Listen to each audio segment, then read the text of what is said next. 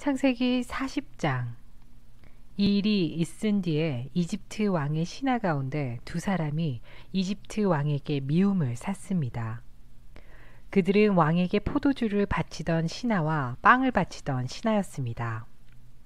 파라오는 포도주를 바치던 신하와 빵을 바치던 신하에게 화를 냈습니다. 그래서 파라오는 그들을 경호대 대장의 집안에 있는 감옥에 집어넣습니다. 그곳은 바로 요셉이 갇혀있던 감옥이었습니다.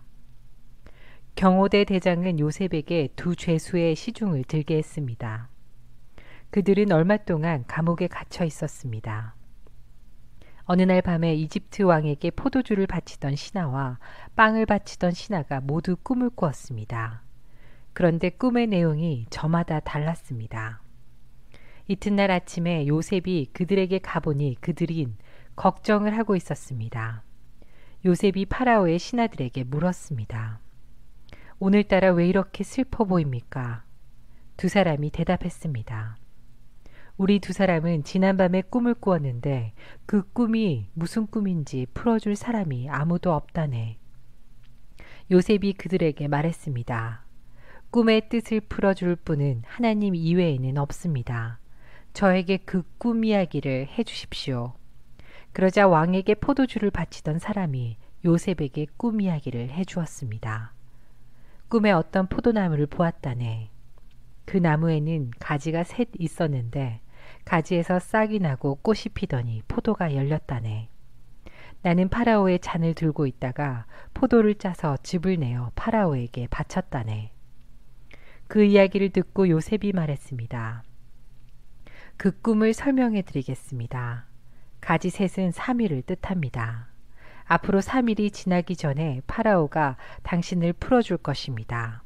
그리고 당신이 전에 하던 일을 다시 맡길 것입니다.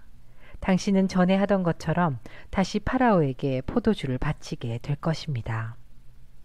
풀려나시게 되면 저를 기억해 주십시오.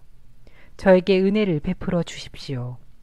파라오에게 말해서 제가 이 감옥에서 풀려나도록 해 주십시오.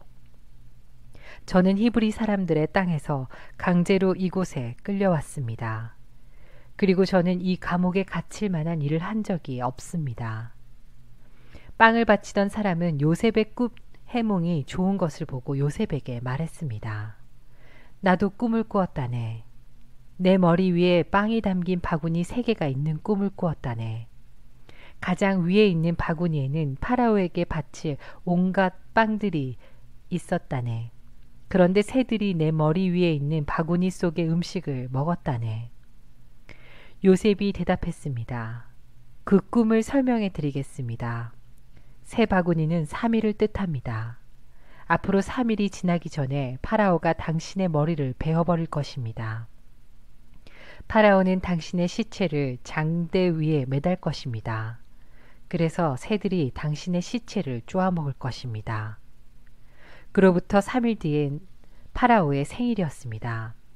그래서 파라오는 모든 신하들을 위해 잔치를 베풀었습니다. 그는 신하들 앞에서 포도주를 바치던 신하와 빵을 바치던 신하를 감옥에서 불러내었습니다. 파라오는 포도주를 바치던 신하에게 옛날에 하던 일을 다시 맡겼습니다. 그래서 그 신하는 다시 파라오의 손에 포도주 잔을 바칠 수 있게 되었습니다. 하지만 빵을 바치던 신하는 장대에 매달렸습니다. 모든 일이 요셉이 말한 대로 이루어졌습니다. 그러나 포도주를 바치던 신하는 요셉을 기억하지 못했습니다. 그는 요셉을 잊고 말았습니다.